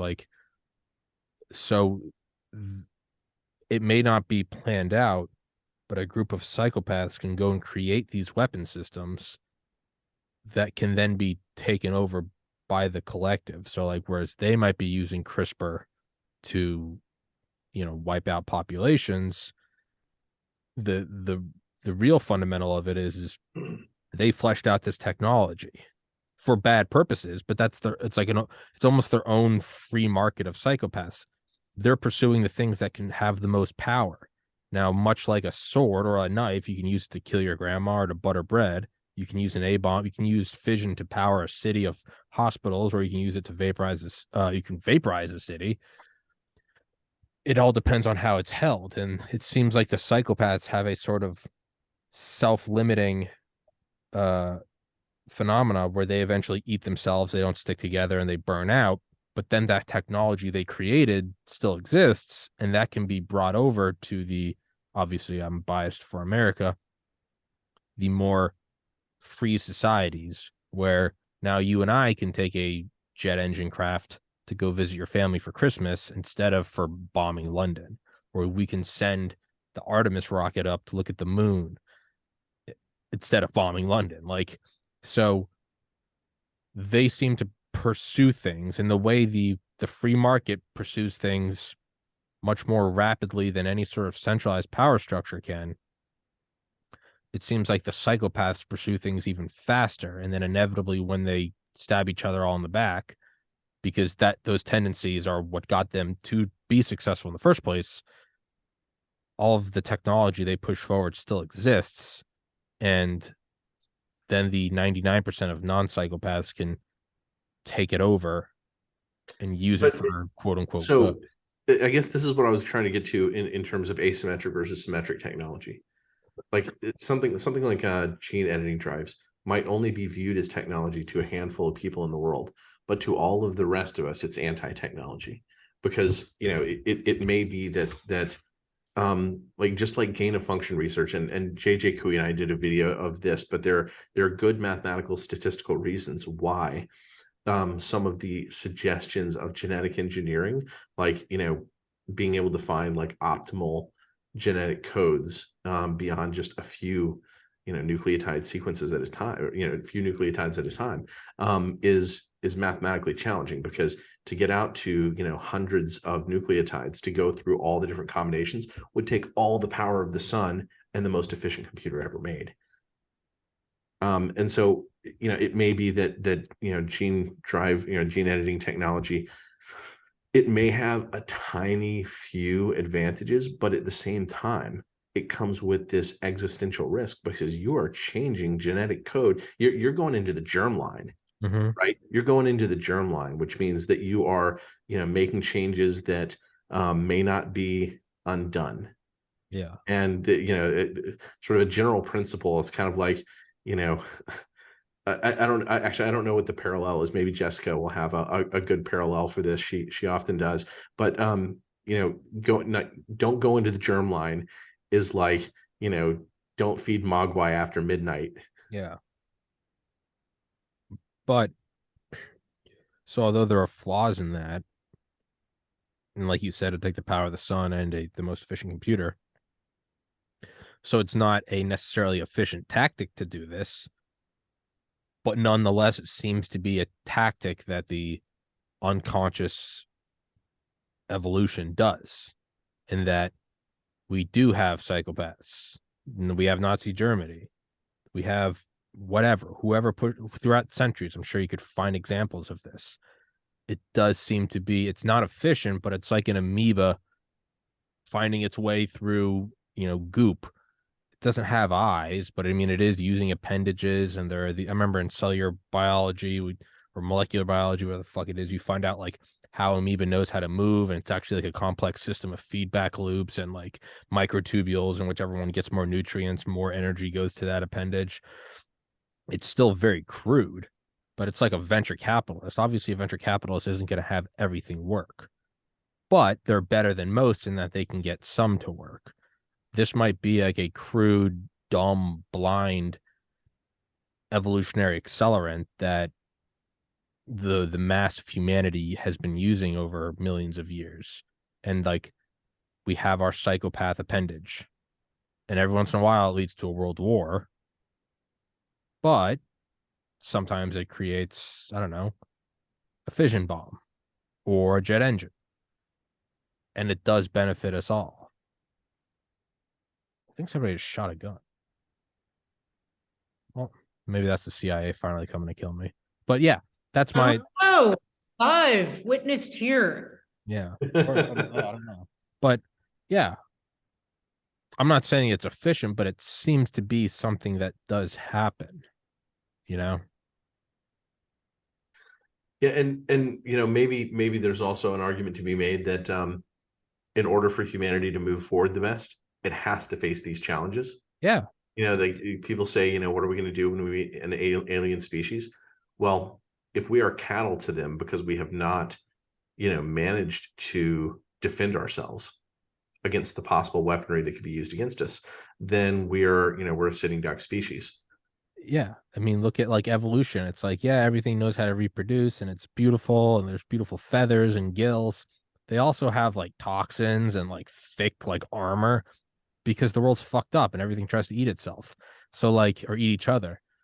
So it's like, you can't just be kumbaya. Like, we also need like hypersonic, hydrogen warheads. Like, you do need that in a universe. Yeah, and somehow the dinosaurs learned how to be hummingbirds. Yeah. And they fucked up. They didn't develop an orbital weapons platform. No. They just became birds. They're still here. Okay. But the dinosaur, that model, which in that like prehistoric world seemed like the best. Oh, they're the Neanderthals now. They weigh 10 tons. They're covered in leather and armor and claws, and they can like pick up a tree and throw it and eat a whale. Yeah, but they got fucked up. It's a medium-term strategy. Exactly. It was a quick, they were just looking at the immediate profit margin, and they were great, but they never developed opposable thumbs, the agricultural revolution, written language, eventually silicon chips, and orbit and orbital mechanics. They never had their Nazis. Because of the Nazis, we now have a space program, which who knows, maybe we'll use to get off this planet or to defend ourselves against asteroids. So who's more efficient? The happy humans who also have a Nazi DARPA program, or, you know, just monsters just running through the woods. Or maybe the reptilians that some people are worried about are actually that's the dinosaurs. They just went underground, or they can then make themselves look human. For all we know, we're being ruled by the dinosaurs. Not sure about that one, but I'm not certain either. I mean, it's 50-50. Jessica, your input? I'm just thinking about this whole psychopath thing. What a strategy. And I'm the person that's wondering if this isn't all being engineered by AIs in the first place. Because it just occurred to me today, like, we're basically, it seems like we're living the script of the Matrix, written by, the Wachowski brothers, who are now females or something. And I mean, it's impossible for us humans to think outside of the realm of our own abilities. So it would also be impossible for us to so-called imagine, even though our imaginations are amazing, eventualities like that might actually be the reality. So if an AI is already, in control and engineering the maybe the fusion of machines and humans in some way, what would be the most efficient way to do that? I mean, if you coalesced the psychopaths among us, that would be really a fast track, because like you said, that you get rid of the empathy, and you get rid of, we have to care about collateral damage in the form of people dying and children and all that stuff. So yeah, it just strikes me as something that I have to think about more. Fair enough. Yeah. I don't think that we're facing an AI. I do think that there may be AI. I'm glad you don't think that. I'm really glad, because I'm not sure. I mean, I'm not sure either. I'm not sure either, but I actually don't believe that generalized artificial intelligence is achievable. And part of my, but at very best, I know that a lot of the people that I know in artificial intelligence, and this includes both peers, around our age, and also students that I've had. I've had students go to work at Google Brain, and I collectively hear, some of them describe things very plainly and very ordinary. Some of them are like the futurist cultists. They're constantly like telling stories that I just know are lies, because I hear enough of the other information coming from other individuals. I had a guy who used to work at Google. He'd been a friend of mine for a number of years, but maybe 4 years ago, he left Google, and I was talking on the phone with him, and he said, we're almost there in terms of, mapping the human utility function. And I'm like, that's so absurd, right? Like the human utility function, like the best you can ever do is have a map, and the map is not the terrain, right? But like the claim is, it's one of those claims of like people who believe they've discovered and understand consciousness and all this stuff. And I'm just like, oh God, I've heard this story before, you know, like the moment you get on this woo level or make claims of things that we you know, both of us in this conversation should fundamentally know are, you know, mathematically incomprehensible.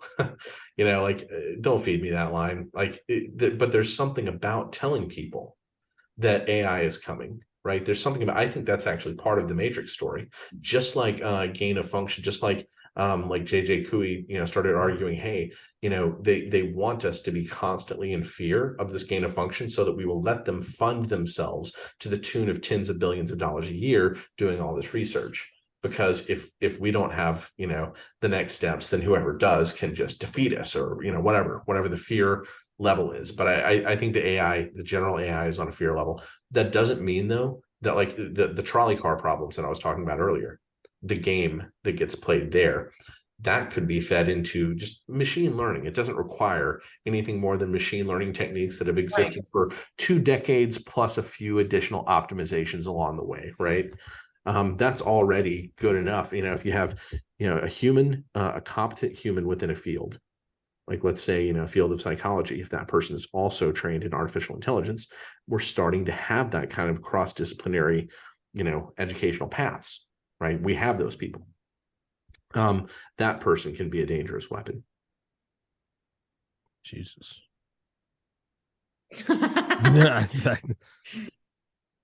So are we just looking at it in a microcosm then? Can you elaborate what you said? Because I do believe it, but I don't think I have any facts, but I just like to believe it, that we are coming out of the dark ages, or we are at the tail end of like a dark time. Yeah, I mean, you know, one way to, and I came to this conclusion maybe about 6 years ago. I was really thinking about all this stuff, like, you know, the psychopath question. I just closed down my last school and didn't know what I was going to do with myself. Just did tons of reading and just thinking about like all the weird things going on in the world. Once you start like reading history, and I've got 20,000 pages of notes where I've started like mapping things that I thought were interesting, right? Once you start, you know, putting pieces together that don't go along with narratives, or putting parts of the story together that you weren't told, like how I mean, and this is on Wikipedia. It's just that you're not told this in the history books or general conversation on TV, that the State Department funded, you know, Mao, when, you know, Mao and Chiang Kai-shek were kind of competing for control of China, and we knew that Chiang Kai-shek wouldn't take our money. So we acted like we were going to offer it to both of them, but we actually offered it and gave it to Mao first, which then made Chiang Kai-shek go, whoa, I don't even want to deal with you people. And that reaction was already known, right? And the State Department said, oh, Mao wasn't supposed to mention publicly that we'd already given him the money. We were going to try to negotiate with Chiang Kai-shek and put them on equal footing. You know, you start like reading about the personalities who were behind that deal, and you're like, no, that looks like the kind of person you think is like a high-level CIA deal maker, right? And I can't remember who he was. He was a senator. He was an ambassador at the time to China, but he was a senator who, like, when you look at each stage of his life, he looks like a completely different human being. Like, he's always playing a role. And when you start to you know, put those stories together and piece them together, there's every appearance that history has been, you know, created as an illusion, as the Matrix, right before our eyes. And you know, I don't know how far you want to take this, but I'm going to throw one out just as a question. And I've got a half-written article on this. I don't know if I'll ever publish it or get there, if it'll come to the top of my priority list. But how do you know that Hitler died at the bunker? You don't. Right. Most people would just be like, duh. Right. Most people don't even know what the source of that information was. You know, the source of that information was a Nazi public broadcast. Right. And then the Soviets come in, they get to the bunker first, and there's a pile of ash and a couple of pieces of bone. So what do? They sweep it all up, put it in a bag, and take it back to Moscow. So when the Allies come in, there's nothing. There's nothing there that indicates that Hitler died there. All we have is the word of the Nazis and the word of the Soviets that they have some amazing way to know whether or not these ashes and bones were his.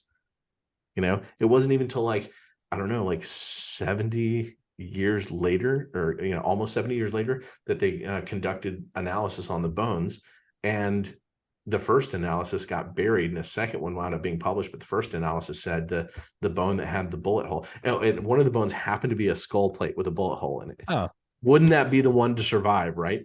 But the first time anybody was allowed to perform analysis, they said, oh, this is a female skull. So, like, well, it could be Ava Braun's, right? Right, it could be Ava Braun, but the story was that it was oh, wait a minute. Yeah, but it was a skull plate that they had claimed was Hitler's. I can't remember exactly the details. I'll have to go through my notes, but the point is that we didn't have a particularly good reason to feel like this was confirmed knowledge, right? And in fact, when you go back historically, there are communications both by Eisenhower and Truman. Both of them doubted the story on day one, and yet a week later, they're both publicly going with it, right? So did Hitler die underneath the bunker? And then you get into the question, oh, well, maybe it is true that people photographed him in Argentina a few years later with a bunch of the other Nazis. And it's not as if we don't know that Operation Paperclip got hundreds of those people to the West. It's not that big of a conspiracy theory to think that a few of these people were swept away. After all, when you dig into all that history, it certainly looks like that the U.S. may very well have been responsible for raising Hitler up to begin with.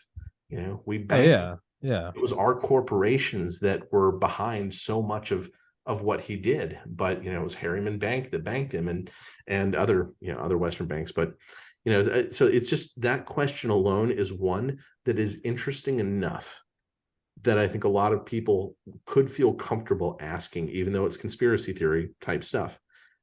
If you ask that question, it begins to help you, understand, could this have all been a matrix for decades, for a century, from maybe even before the time the U.S. Fed was established? Maybe that was maybe that was a slam dunk, even more than we know, even more than we, Jekyll Island story makes it sound like maybe it was going to happen, maybe it wasn't. I don't know. The technologies of control are deeper than people think. Theater control is deeper than people think. Mind control. Mind control technology is not something that's like, new whizzy gadgets that maybe you implant in people's brains.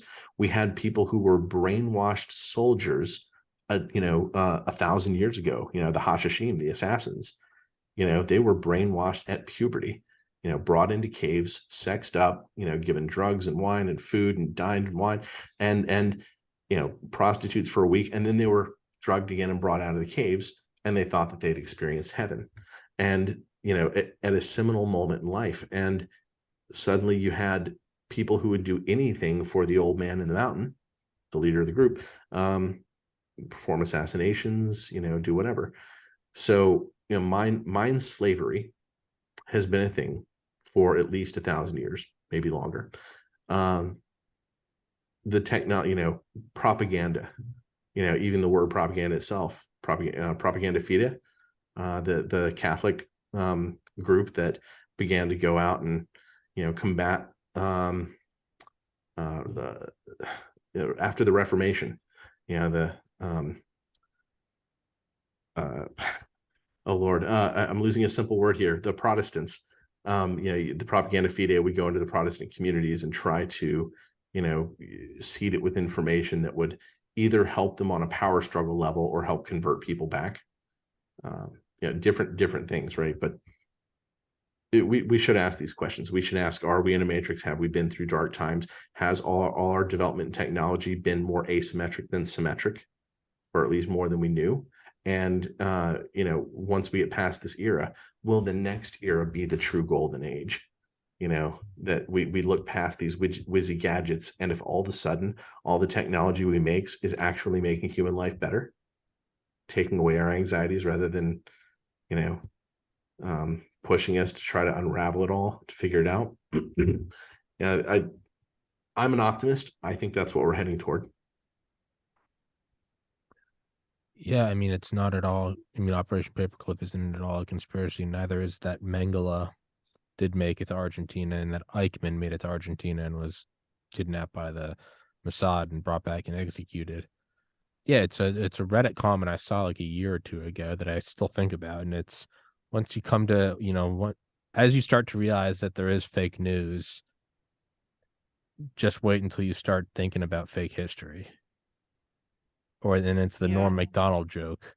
I was reading a history book and I found out that the good guys have won every single time. Like, what a coincidence.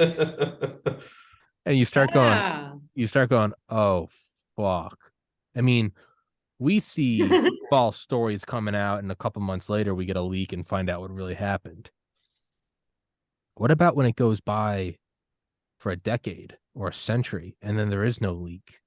Like there is, and it's just written on paper, and it's just even little things we don't think about. We're like, oh, Christopher Columbus in like 1492, and it's like, well, it might have been the Vikings 1,000 years before that. And you're like, wait, what? Like, and we don't have any. There's no hard drives. There's no video that we can go back and re-examine. It's just these like the smallest fraction of a percent are just like screenshotted as like a stained glass window or a book. And that was limited to who even knew how to write. Like, and then whoever did know how to write, are they telling the truth? Like we look back. Exactly. I always think when we look back at like, our people, the greatest generation, and it's always like black and white photos, and they always seem to always just be dressed to the nines. And you're always like, what a fucking wonderful group. And I'm always just like, I wonder if any of them are looking at it now and they're like, we are so lucky that we didn't have Instagram and like microphones on our pictures, because like the shit we are saying at that table is like probably people like, I wish the Nazis won. Like, but we just look at it and we're like, the greatest generation, the good old days. What happens when you amplify that by 100-fold? And you look back and you're like, oh, these simple people in the plains of Poland 1,000 years ago. If we went and visited them, we might be like, Jesus Christ in heaven. Like, these people are absolute barbarians. And like, so then once you realize how full of shit everyone is today, why would that not apply to the people who wrote history? We see the hubris and ego and narcissism today of people trying to write history. And then it comes out that they lied about this fact or that fact, and it's just for their own presidential campaign or whatever. I do suspect today is more narcissistic than the past. And I could be wrong about that, but I think the tools, I think these asymmetric tools with which, especially the academic caste has been given access, allows for different levels of lying, both to other people and to themselves. I do think the brainwashing machine has gotten more sophisticated over time. But, I do think that there's definitely a point that, you look at pictures and you don't know the stories that were going on behind those pictures. And it's always been a muddy world. There's no doubt about that. But I think that something that will challenge our narcissism is blockchain. And, first and foremost with Bitcoin. But when you have immutable ledgers and information that is protected economically by such an asymmetric advantage, by trapdoor functions that are so much harder to unwind, and layers of security, the more energy put into the blockchain over time, the longer it would take to unwind. We're going to have a lot of, WikiLeaks was taken down. Most of the information on that website is not even there anymore. But blockchain will be WikiLeaks in the future. So there's almost sort of like there is almost like reason. It's even not so much reason to believe the future will be better, so much as you can remove the pessimism. Because if you're like, everything we know is fake, then that removes that overbearing reality where it's like the just that feeling of like the world's getting darker, we're going to a dark place. And it's like, you don't even necessarily need evidence that it's getting better if you can just say, all that's bullshit. Like, we don't know where it's going, right? It's like, if I don't know what the weather is tomorrow or something, or if I've been lied to, and the weather I've been looking at my window for the last month has all just been like a hologram, that doesn't mean that it's necessarily going to be sunny tomorrow, but I might have reason to go, it's not going to be raining, because that's all just been a lie for the last month. I don't know what it's going to be. And that at least is better than just being like, it's going to rain tomorrow too. Like, just that just that shift in mindset of going, I don't know if it's going to be good, but I do know that the idea that it's evil has been a lie. And then that has a psychological effect of the spark of hope. And then that starts to affect your actual function and behavior in the world of working toward. It's like what the soldiers on Iwo Jima said, not Iwo Jima. No, it's like, yeah, I think it was the soldiers on Iwo Jima, and they got the news that Hitler was dead. Well, now we don't know, but, and they're apparently it was like they're just passing along the lines, and a lot of it they were just saying, who gives a shit? Because they were in this trench and there's artillery flying.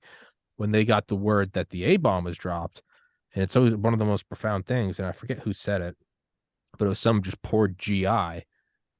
And he goes, for the first time in years, I started planning for more than 24 hours out. And that's always stuck with me, because I wasn't like, I'm going to go home and he goes, I just started looking past 24 hours, which turned into, I'm going to go home and get married and have 10 kids and, just have the white picket fence and, then the golden age of America. But he was like, I just found that like life wasn't fucked. I was going home. I didn't even give a shit what came next. I was going home. And that might be all you need, is just the idea that it's not over yet. The idea that it's not all evil and darker and the technocratic dystopia is taking over. You might just need to know that, like, oh, it's not all fucked. It might be fucked. That is still on like that is a potential roll of the dice. But if you know that is for not, I might go home and still get hit by a bus, but I do now know I'm not going to die in the mainland invasion of Japan. Like, it doesn't mean that it's smooth sailing, but it does mean you have the opportunity for smooth sailing. And for most people, it turned into the golden age. That might be all we need, is the understanding that a lot of what we know isn't true, and that it is all an illusion, a facade, a theater, a story. That might get you to stop going, it's all fucked, what do I care? I'm just going to get drunk and play video games. You might go, it's like there's a meme I've seen, and it's like this, it's like, part of me wants to be the one to kick off the Civil War and, take the power back. And another part of me doesn't want to upset my parents. And I kind of hope I find a woman and have a kid one day. And it's just like a 25-year-old doomer wearing like NVGs with an AR-15. He's like, I kind of want to go take the power back. I also kind of want kids. And it's like, if you could just show like, it's maybe not all fucked. That guy might go on and, start a family and, have grandkids and whatever, fucking live a happy life, as opposed to just being some. There's something as a black pill or a white pill is, it might be that looking around and going, wow, half of humanity is sort of mind slaved. Well, then again, that might make you feel better about human nature, because once that's removed, people might be a whole lot better to each other. And or not only that, they are mind slaves. So just start emitting good mind waves. Tell them, instead of support the war in Ukraine, be like, support giving money to the homeless people and, not hating each other and not being for censorship. The NPCs might just take that order and go marching with it. And then that's a good world. But now you kind of get into a hairy ground of who gets to make those calls. But I don't know. And then I guess it all comes down to like the deepest kind of, weird functions of quantum physics and mechanics and consciousness and woo-woo, is like, do our collective minds actually create reality? And if that's the case, people in control would want you to think that you don't have any control. And it might not even be that you need to go, hey, all of history is a lie. It might be good. It might be contagious in that someone just goes, yeah, I don't give a fuck. I'm going to try to be positive anyway. And then the next person's positive. And you can write it off as going, and that's how you'd shut it down. You go, oh, that's woo-woo hippie talk. Maybe that is like the most esoteric occult knowledge, is that like whatever you think is going to happen actually happens. And then if you have multiple people, it comes to percentages. Well, if the vast majority of people think that it's all fucked, Nothing good can happen. If it bleeds, it leads. It's just rape and war and genocide and fraud. Well, then indeed, that's the world that will come from it. Versus if people start to believe it could be better. And then even if that's not true, I would still rather believe that and enjoy my time here. I'd rather be going date, even if dystopia is coming and the Matrix is coming and Klaus Schwab will rule over us all. I would rather go into it still thinking I have a chance and have a smile on my face. Why wouldn't and at least laugh? Still thinking you're gonna get out. Yeah.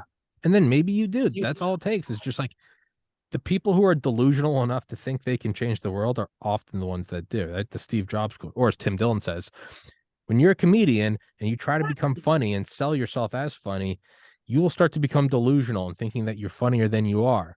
That's necessary. Hold on to that, because eventually the delusion becomes real and then you are funny and you start making money. He goes, you lie to yourself until you no longer look at it as a lie. Then you've brainwashed yourself, and that's what you need. You have to be crazy enough to think you can win. That's the only thing that drives you. Rationale doesn't get you 10 Super Bowl Knowledge rings. that Yeah. you can win. Yeah. Facts and logic don't get you to like those hyper successful people. Like, no, facts are you won't be worth $100 billion. It's the person that is insane enough to believe that they are and they can be are the ones who go on and like create like no logic would look at like Apple in a garage and be like, this is going to be worth $2 trillion. That doesn't come from a place of like rational projection. That comes from a ton of ego and like a lot of drugs and coke. Like that's kind of what you need. That's how you get to that point, is just not facts and figures and going, yeah, I don't think this is going to grow. It's someone just going like, no, it's going to be great. Everyone's going to have 10,000 songs on their phone in their pocket. You almost have to be delusional. Or not. I mean, I don't know. I don't know what the fuck I'm talking about. I'll call it meditation instead of delusion. Just like athletes are taught, positive visualization. Yeah. And you imagine, when you stroke that putter from 18 feet from the hole, you do it in your mind over and over again, and eventually you're doing it. I think that's, it's not that the comedians are delusional, but they're meditating. The ones who are successful. I think everybody who's successful, whether or not they know it, they find like the key critical ways to meditate and make the mindset happen. So, like what I want people to know is if we're in a dark age, remember that every one of your actions and how you prepare for building the next world, when it all breaks down, who's going to rebuild it? Maybe I'm delusional. I don't think so. I think it's just meditation on what it is that we need to do, what we can do. Yeah. We'll wrap it up with, through this podcast, I've become friends with Dale Comstock, who is the youngest ever member of Delta Force, which is like the Olympic team when it comes to special forces. They're the fucking best in the world. Was the youngest ever member of Delta Force, when the average age was like 35. He got in when he was 23.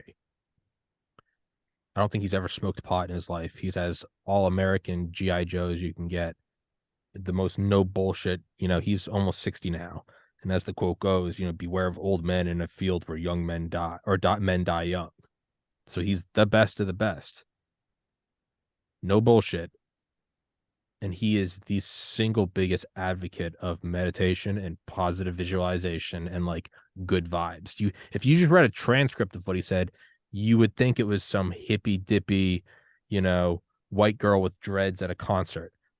But you look at it and it's Dale, who did personal security for George Bush and George H.W. Bush, like youngest ever member of Delta Force. And he'll be the first to tell you like, oh, you got to visualize success. You got to visualize positivity and becoming better. And it's like, if you just read the transcript, you'd be like, the fuck is this? And then you see Dale saying it, and it's a disconnect. It's like seeing a 6'9" black guy with like a high-pitched voice. You're like, this doesn't make sense. Like, but that's who Dale is, and the proof is in the pudding. That reminds me of the men who stare at goats. Yeah. The new Earth. What is it, Matthew? The New Earth Battalion. Yeah. Yeah. You got to elaborate. I don't remember. No, what is it? They're what is it? There's something is their strength. God, I watched this like enough. I should know by now.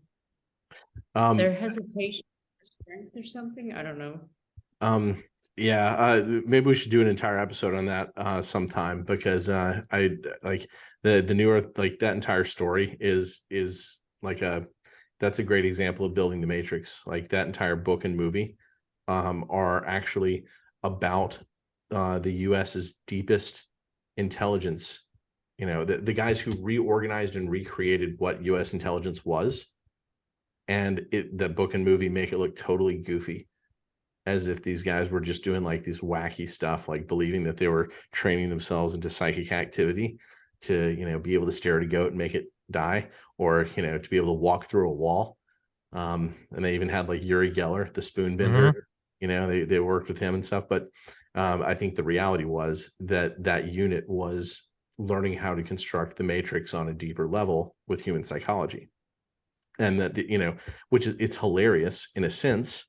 You know, it's disturbing but hilarious that they had this book and movie written about them to make them look like irrelevant boobs.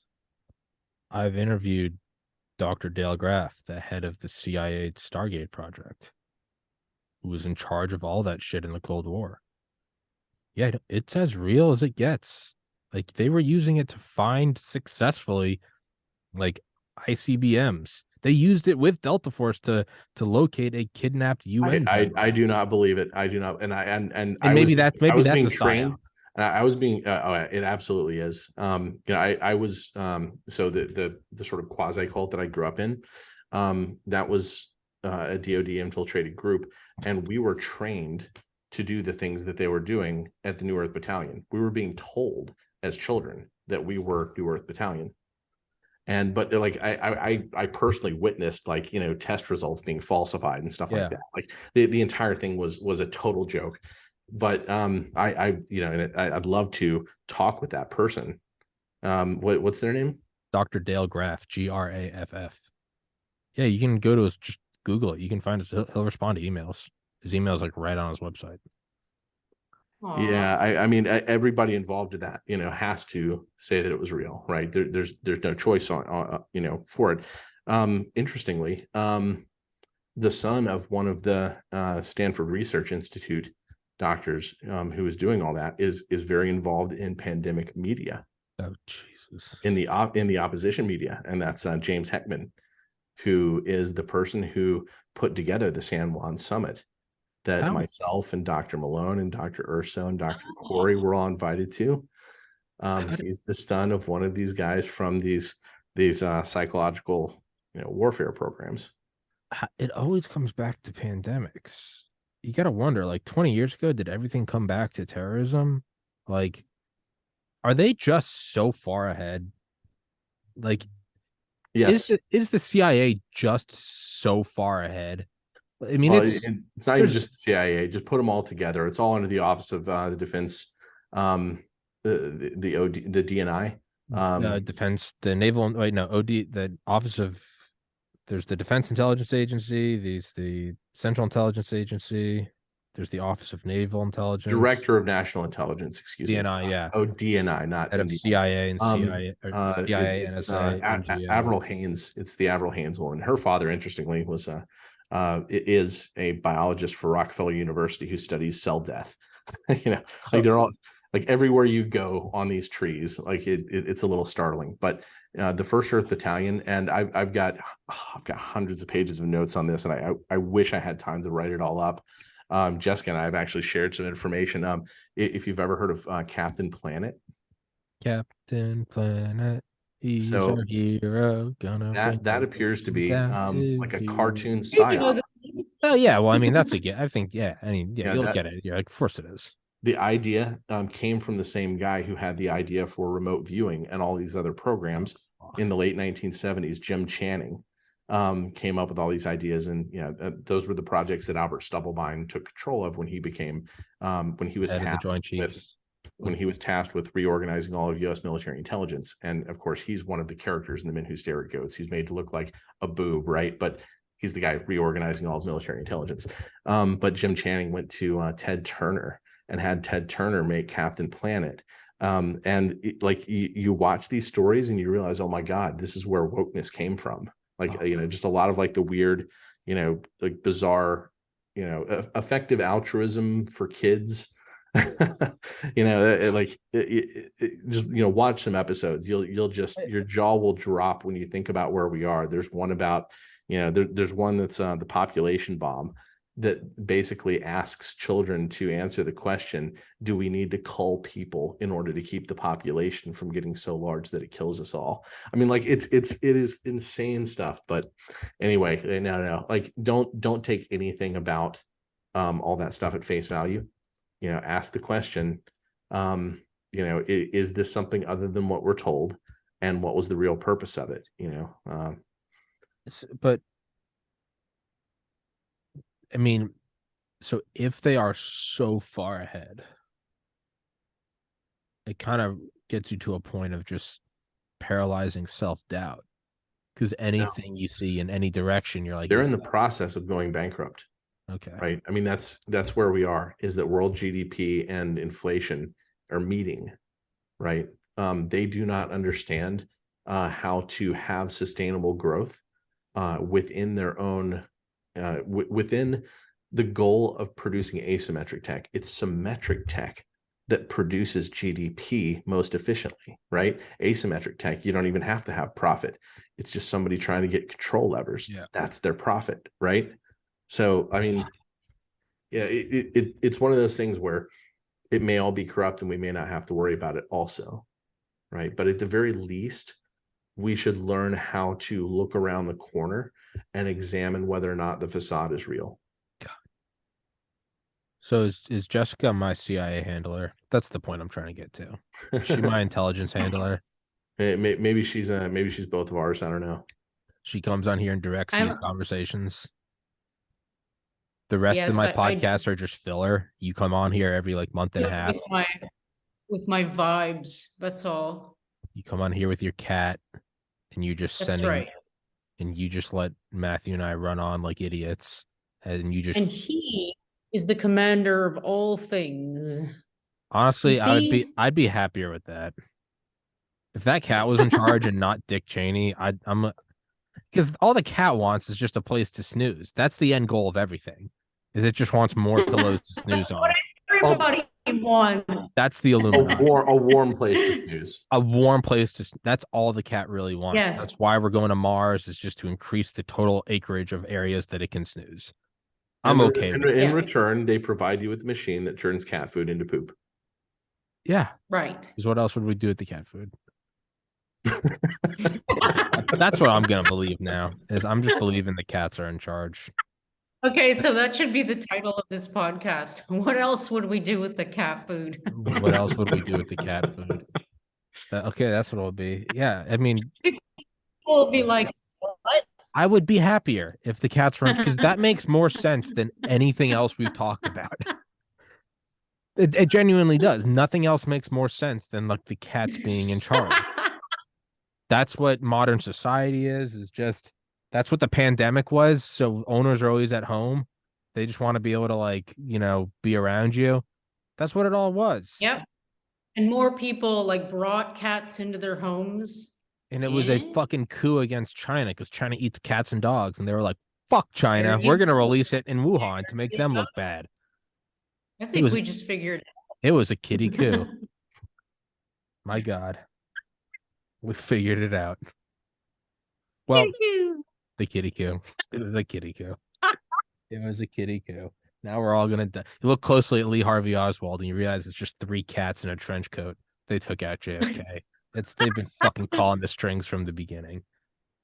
Well, Tommy, I'm gonna have to go pretty soon, but sometime before we wrap up, I just want to say, if you want to, and Jessica, you'd be welcome to be invited if it's a topic that's up your alley. Your friend, the Dr. Dale Graff. No, the Delta Force. Dale Comstock. Okay. I love examining meditation because I believe that meditation is very misunderstood.